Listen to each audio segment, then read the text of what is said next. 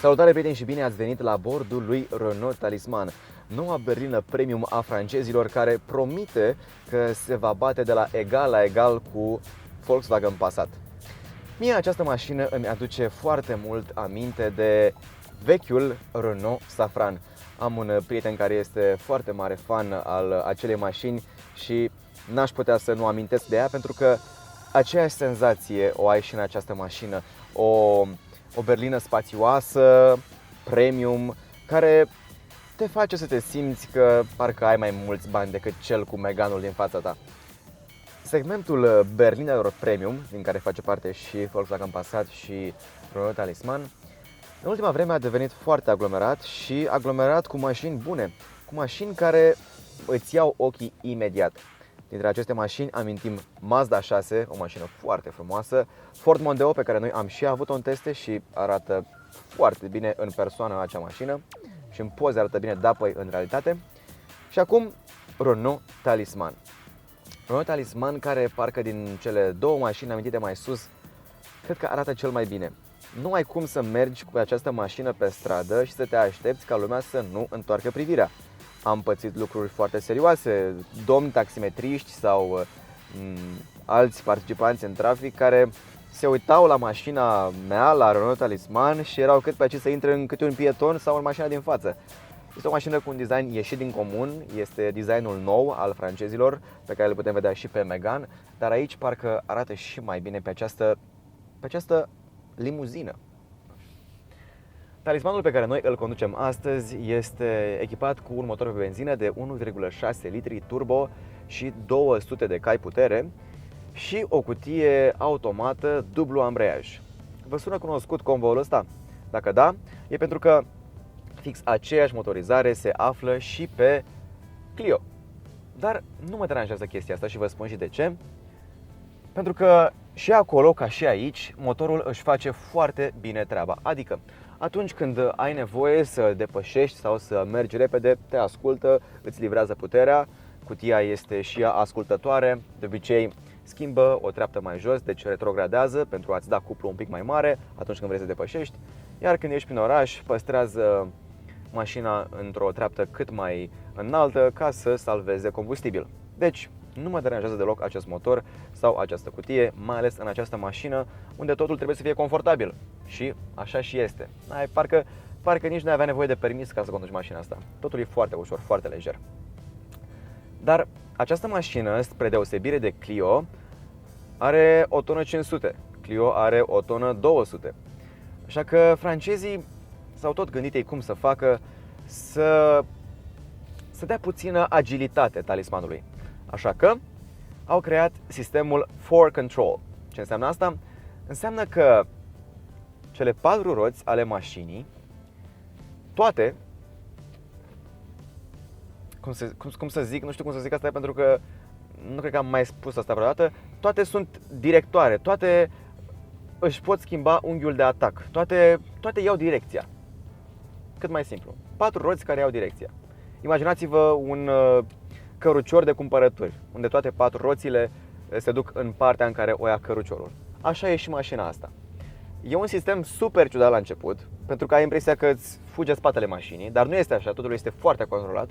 Uitați, acum o să fac stânga aici, destul de abrupt, și o să avem impresia că spatele mașinii merge un pic în exteriorul curbei. E un pic ciudat, dar te ajută să iei curba cât mai strâns. Și acesta este un punct în plus, mai ales pentru manevrabilitatea în oraș. Acum, uitați, o să vă întorc un pic. N-am nicio problemă în a întoarce în acest spațiu super îngust, pentru că mașina folosește și roțile spate pentru a lua direcția. Iată, acum cred că doar un Smart puteam să mai întorc aici, dar eu am întors o mașină de, nu știu, 3 metri și un pic lungime, habar n-am cât are, dar e o mașină lungă, e o berlină premium. La o mașină cu așa un exterior extravagant și interiorul trebuie să fie frumos, nu-i așa? Și e bine, chiar este. Interiorul e destul de simplu, dar în același timp parcă atinge exact notele care trebuie, ca să spun așa. Liniile sunt foarte frumoase, îmbinările sunt făcute exact cum trebuie, iar materialele sunt plăcute la atingere. Deci să nu vă mai aud de interioare franțuzești care troncăne sau plasticuri, nu mai știu eu cum. Nu, totul este bine. Aici este un pic de plastic pe consola centrală jos, dar în rest, pe uși, oriunde pui mâna, sunt materiale plăcute la atingere. Și chiar îmi place foarte mult cum mă simt în habitaclul acestei mașini, trebuie să recunosc. Îmi dă o senzație, parcă aș fi într-o mașină mai scumpă decât este ea cu adevărat. Dar adevăratul test al confortului acestei mașini cred că are loc chiar acum. De ce? Pentru că acum e cald, sunt aproape 30 de grade afară, este o vreme pe care nu prea vine să conduci, dar noi avem aerul condiționat pornit, avem chiar și ventilația din scaune pornită și este confortabil, nu simt că îmi vine să cobor din mașină, scaunele și ele sunt confortabile, cu o grămadă de reglaje, deci e foarte ușor să-ți găsești o poziție bună de condus. Într-un cuvânt, interiorul frumos și poziția la condus și modul în care te face să te simți această mașină te fac să fii mulțumit că ai ales Renault Talisman și nu o altă mașină din clasa ei. Însă o berlină premium trebuie să fie și practică. Ce înseamnă asta? Înseamnă portbagaj, iar în cazul de față avem un portbagaj de 608 litri. Cred că ar încăpea un Smart acolo, este imens portbagajul. Înseamnă banchetă spate în care să încapă lejer oameni și pe bancheta spate a acestei mașini cred că fără nicio problemă încap 3 adulți. Și nu în ultimul rând înseamnă și un consum redus. Deocamdată eu sunt la, vă zic chiar acum, 9,9 litri, 10 litri să zicem. Eu cred că dacă mai merg cu mașina, abia am dat un reset la computerul de bord. Deci dacă mai merg cu ea, să zicem, aproape o zi, jumătate, 2 zile ca să se mai așeze un pic consumul, cred că va mai scădea.